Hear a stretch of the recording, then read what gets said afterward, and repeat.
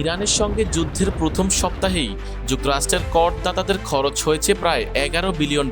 এই হিসাবের মধ্যে যুদ্ধ শুরুর আগেই মধ্যপ্রাচ্যে অতিরিক্ত সেনা ও যুদ্ধ জাহাজ মোতায়েনের ব্যয় ধরা হয়নি।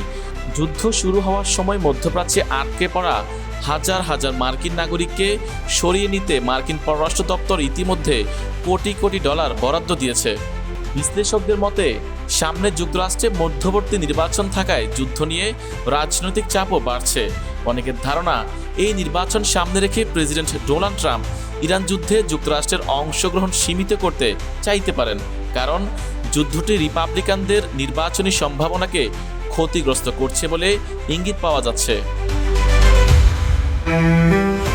যুদ্ধ কতদিন চলবে সে বিষয়ে ট্রাম্প ও তার প্রশাসনের কর্মকর্তাদের বক্তব্যেও ভিন্নতা দেখা গেছে। শুরুতে ট্রাম্প বলেছিলেন যুদ্ধ প্রায় 1 মাস চলতে পারে। পরে তিনি ইঙ্গিত দেন ইরানের সরকার পতন এবং পারমাণবিক হুমকি শেষ না হওয়া পর্যন্ত অভিযান চলতে পারে। এই যুদ্ধের খরচ শুধু অস্ত্র বা সামরিক সরঞ্জামে সীমাবদ্ধ নয়, এর প্রভাব ইতিমধ্যেই সাধারণ মার্কিন নাগরিকের জীবনে পড়তে শুরু করেছে। পেট্রোলের দাম বেড়েছে, সামনে খাদ্যের দাম বাড়তে পারে, কারণ যুদ্ধের কারণে বৈশ্বিক বাণিজ্যে বিঘ্ন ঘটছে।